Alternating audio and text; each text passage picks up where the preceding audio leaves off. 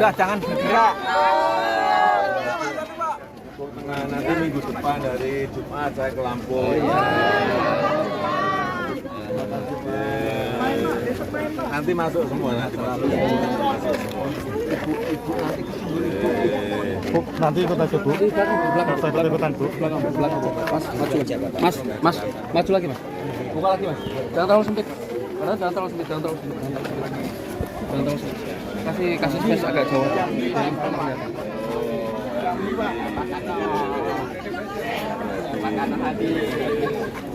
Nanti masuk semua.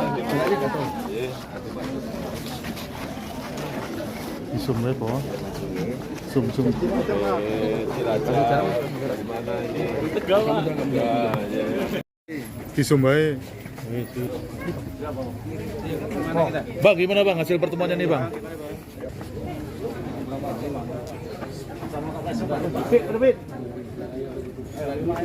Gimana nih Bang, biar sepil Bang? Assalamualaikum warahmatullahi wabarakatuh. Selamat siang teman-teman media yang saya hormati, yang saya cintai, yang saya banggakan. Pertama, kedatangan saya mengucapkan selamat ulang tahun kepada Bapak Joko Widodo yang ke-65. Alhamdulillah, pertemuan saya ini yang pertemuan yang ketiga ini dengan beliau itu semakin sehat, dan insya Allah kalau beliau nanti turun ke daerah-daerah bagaimana janji beliau kemarin untuk menyapa masyarakat yang mengundang dan juga kader PSI, insya Allah beliau akan siap. Yang kedua, saya melaporkan perkembangan tentang organisasi kami Joko Gibran yang saya pimpin. Alhamdulillah semakin berkembang, dan kami juga akan mempersiapkan di daerah-daerah nanti untuk juga ketemu muka dengan Bapak Jokowi, dengan cabang-cabang, dengan wilayah-wilayah yang ada di Indonesia. Dan pada waktunya saya nanti akan mengambil posisi di partai politik, dan begitu juga dengan kader-kader yang mungkin tidak jauh-jauh dari Pak Jokowi. Mungkin sudah pasti akan paham arahnya kemana. Kemudian terkait dengan Roy Suryo dan Dr. Tifa, tadi Pak Jokowi mengatakan bahwa bagi beliau dengan dilimpahkan hari ini ke kejaksaan itu akan jauh lebih baik dalam rangka mempercepat proses persidangan. Jadi Pak Jokowi mengatakan bahwa saya akan lebih mudah menjawab semua penyampaian di media, penyampaian opini publik yang dilakukan Roy dan kawan-kawan, untuk saya buktikan bahwa ijazah saya asli. Jadi Pak Jokowi mengatakan bahwa beliau mengapresiasi langkah yang diambil oleh Polri dan juga oleh kejaksaan, dan beliau berharap kasus ini bisa segera dilimpahkan ke pengadilan untuk segera disidangkan. Berikutnya, kami juga berdiskusi tadi tentang ada seorang pengacara yang kemarin speak up di media tentang agar Roy Suryo tidak ditahan. Pertanyaannya, pengacara itu dalam rangka apa bicara? Dia bukan pengacara Roy, bukan pengacara Tifa. Dan jangan bawa-bawa, jangan selalu seorang pengacara ini bawa-bawa nama Bapak Prabowo Subianto. Jangan menyebut bahwa dulu Anda Kapolri masih kapten, saya sudah pengacara Prabowo 20 tahun. Apa hubungannya? Relevansinya apa? Supaya orang takut sama Anda? Nggak bisa. Ini ada seorang mantan kepala negara 10 tahun, anak kandungnya masih wapres, aktif. Hubungan Pak Jokowi dengan Pak Prabowo itu baik sekali. Pak Kapolri itu meniti karir dari bawah sampai ke atas dan sesuai dengan konstitusi. Kok Anda mengatakan bahwa seolah-olah masih kapten Anda sudah hebat? Ya, beliau itu jenderal bintang 4. Jangan rendahkan institusi Polri, jangan rendahkan Kapolri. Kalau itu Anda lakukan, kita akan melawan Anda.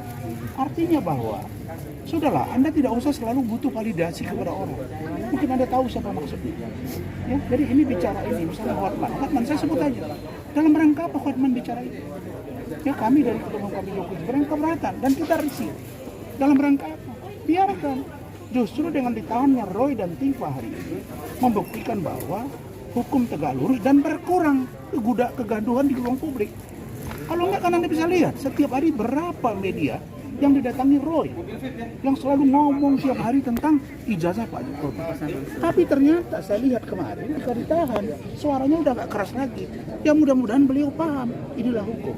Adapun tentang saya, orang bertanya bagaimana dengan Rasman? Saya tak hukum, tapi saya harus menggunakan hak saya, ABK dan lain sebagainya. Jadi kita tidak ada di sini yang seolah-olah nanti Rasman minta perlindungan. Tidak ada Rasman minta perlindungan hukum. Saya gentle.